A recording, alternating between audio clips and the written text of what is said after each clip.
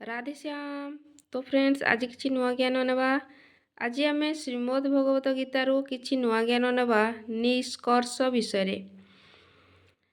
ଏହି ଅଧ୍ୟାୟର ପ୍ରାରମ୍ଭରେ ଯୋଗେଶ୍ୱର ଶ୍ରୀକୃଷ୍ଣ କହିଲେ ଯେ ଫଳ ଆଶାରୁ ରହିତ ହୋଇ ଯିଏ କାର୍ଯ୍ୟକର୍ମ ଅର୍ଥାତ୍ କରିବା ଯୋଗ୍ୟ ପ୍ରକ୍ରିୟା ବିଶେଷର ଆଚରଣ କରିଥାଏ, ସେ ହିଁ ସନ୍ନ୍ୟାସୀ, ସେ ହିଁ ଯୋଗୀ।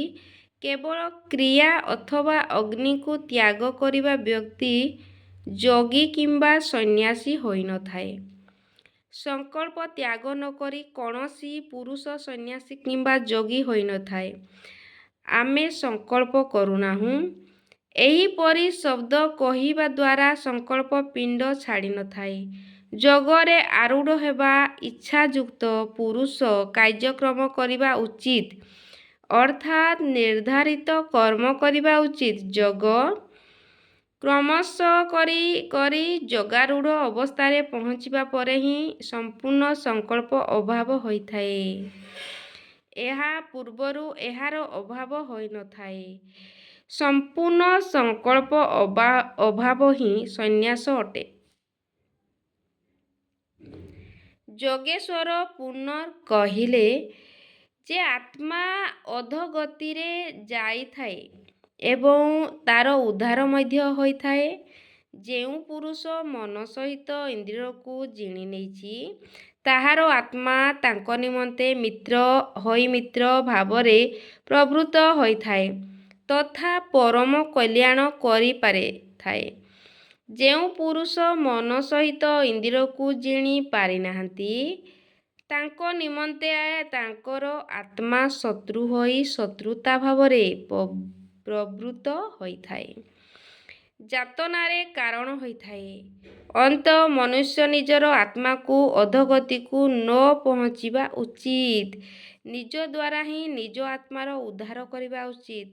ସେ ପ୍ରାପ୍ତି ହୋଇଥିବା ଯୋଗୀଙ୍କ ରହଣୀକୁ କହିଲେ ଯଜ୍ଞସ୍ଥଳୀ, ବସିବା ଆସନ ତଥା କିପରି ବସିବା ଆବଶ୍ୟକ।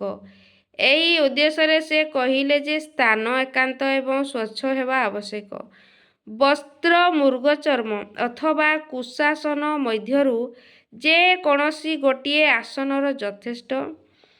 କର୍ମର ଅନୁରୂପ ଚେଷ୍ଟାଯୁକ୍ତ ଆହାର ବିହାର, ଶୋଇବା ଉଠିବାର ସଂଯମ ଉପରେ ସେ କହିଲେ ଯୋଗୀଙ୍କ ନିରୋଧ ଚିତ୍ତରେ ଉପମା ସେ ବାୟୁ ରହିତ ସ୍ଥାନରେ ଥିବା ଦୀପର ଅକମ୍ପିତ ଶିଖାର ଦୃଷ୍ଟାନ୍ତ ଦେଲେ ଏବଂ ଏହିପରି ସେହି ନିରୋଧ ଚିତ୍ତ ମଧ୍ୟ ଯେତେବେଳେ ବିଲୟ ହୋଇଥାଏ, ସେତେବେଳେ ସେହି ଯୋଗୀର ପରାକାଷ୍ଠା ଅନନ୍ତ ଆନନ୍ଦକୁ ପ୍ରାପ୍ତ ହୋଇଥାଏ।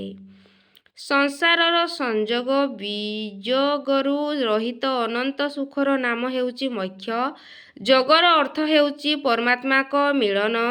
ଯେଉଁ ଯୋଗୀ ଏଥିରେ ପ୍ରବେଶ ପାଇଯାଇଥାଏ, ସେ ସମ୍ପୂର୍ଣ୍ଣ ଭୂତରେ ସମଦୃଷ୍ଟି ରଖିଥାଏ। ଯେପରି ନିଜର ଆତ୍ମା, ସେହିପରି ହିଁ ସମସ୍ତ ଆତ୍ମାକୁ ଦେଖୁଥାଏ। ସେ ପରମ ପରାକାଷ୍ଠା ରୂପ ଶାନ୍ତିକୁ ପ୍ରାପ୍ତ ହୋଇଥାଏ। ଅନ୍ତତଃ ଯୋଗ ଆବଶ୍ୟକ। ମନ ଯେଉଁଆଡ଼କୁ ଯାଇଥାଏ, ସେଠାରୁ ମନକୁ ପ୍ରତ୍ୟାବର୍ତ୍ତନ କରି ନିଜର ସମାଧାନରେ ଲଗାଇବା ଉଚିତ। ଶ୍ରୀକୃଷ୍ଣ ସ୍ୱୀକାର କରିଛନ୍ତି ଯେ ମନ ବହୁତ କଠିନତାର ସହ ବଶରେ ହୋଇଥାଏ, କିନ୍ତୁ ଏହି ମନ ଅଭ୍ୟାସ ବୈରାଗ୍ୟ ଦ୍ୱାରା ନିଶ୍ଚିତ ରୂପରେ ବଶ ହୋଇପାରିଥାଏ। ଶିଥିଳ ପ୍ରୟତ୍ନଶୀଳ ବ୍ୟକ୍ତି ମଧ୍ୟ ଅନେକ ଜନ୍ମର ଅଭ୍ୟାସ ଦ୍ୱାରା ସେଠାକୁ ପହଞ୍ଚି ଯାଇଥାଏ, ଯାହାର ନାମ ପରମଗତି ଅଥବା ପରମଧାମ ଅଟେ। ତପସ୍ୱୀ, ଜ୍ଞାନୀ ତଥା କେବଳ କର୍ମୀମାନଙ୍କ ଠାରୁ ମଧ୍ୟ ଯୋଗୀ ଶ୍ରେଷ୍ଠ। ତେଣୁ କରି ହେ ଅର୍ଜୁନ, ତୁମେ ଯୋଗୀ ହୁଅ। ସମର୍ପଣ ସହିତ ଅନ୍ତର୍ମନ ଦ୍ୱାରା ଯୋଗ ଆଚରଣ କର। ପ୍ରସ୍ତୁତ ଅଧ୍ୟାୟରେ ଯୋଗେଶ୍ୱର ଶ୍ରୀକୃଷ୍ଣ ପ୍ରମୁଖ ରୂପରେ ଯୋଗ ପ୍ରାପ୍ତି ନିମନ୍ତେ ଅଭ୍ୟାସ ଉପରେ ଗୁରୁତ୍ୱ ଦେଉଛନ୍ତି। ତ ଆଗକୁ ପୁଣି ପଢ଼ିବା। ଏଇଠି ସରିଯାଇଛି। ଆଗକୁ ପୁଣି ଆମେ ସପ୍ତମ ଅଧ୍ୟାୟକୁ ଯିବା। ତ ଆଜି ଏଇଠି ଶେଷ କରୁଛି। ରାଧେ ଶ୍ୟାମ।